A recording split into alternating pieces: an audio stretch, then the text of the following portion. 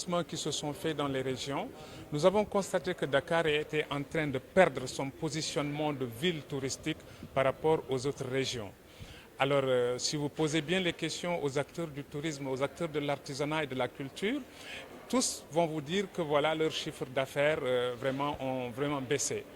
Alors, compte tenu de tout ça, et compte tenu du fait que dans toutes les villes du monde, les collectivités locales, en première, ont un événement de dimension internationale, sauf le Sénégal, particulièrement Dakar, nous avons été en collaboration avec la ville de Dakar pour l'organisation de ces RICAT, les rencontres internationales de la culture, de l'artisanat et du tourisme, pour refaire de Dakar, pour renforcer le repositionnement stratégique de Dakar par rapport à ces trois secteurs. D'accord. Quels seront les enjeux? Alors, les enjeux, vous les avez écoutés tout à l'heure. Comme je viens de le dire, dans toutes les villes du monde, il y a un événement. Le tourisme constitue aujourd'hui un pan important de notre économie. L'État a lancé son ambition d'attirer au Sénégal 5 millions de touristes par an, vous savez, à partir de 2027. 5 millions de touristes par an, mais c'est énormément de milliards pour l'économie du Sénégal.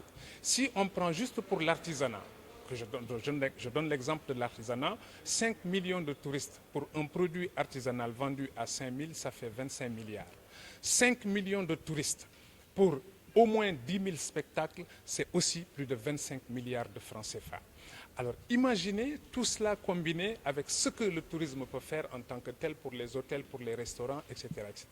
Nous pensons que c'est une manne financière d'intérêt stratégique et qui est très importante pour l'ensemble des acteurs qui doivent se partager cela. Alors le deuxième point, c'est que malheureusement, le Sénégal a toujours été premier en Afrique par rapport au tourisme. Mais aujourd'hui, il y a des pays qui sont en train de prendre le dessus sur le Sénégal. Alors que ces pays sont venus copier notre modèle économique sur le tourisme, ils sont en train de nous dépasser. Qu'est-ce qu'il faut faire? On ne peut pas rester les bras croisés, il faut tout de suite agir. Et c'est dans ces circonstances que nous avons, dans ces conditions que nous avons fait de cet événement, un événement stratégique qui va polariser, qui va mobiliser l'ensemble des acteurs. Tous les événements qui se passent à Dakar, ici, seront maintenant, à partir de ce moment, pris en charge par cet événement. Que ce soit dans la culture, que ce soit dans l'artisanat, que ce soit dans le tourisme, nous voulons que cet événement soit un salon international de ce qu'on appelle la grappe tourisme, industrie culturelle, artisanat d'art. Donc voilà les enjeux sur lesquels on va partir, puisqu'il y a de très belles perspectives si on s'y met. Vous savez déjà que le tourisme représente 7% du PIB, et ça c'est important. Donc en renforçant les actions, en harmonisant les politiques, puisque jusque-là, c'est là le problème, l'harmonisation des politiques.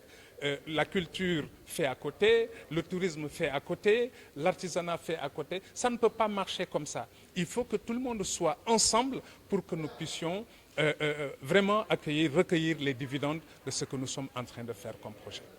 Vous savez, c'est là où c'est important. Normalement, ça c'est un travail du ministère du Tourisme.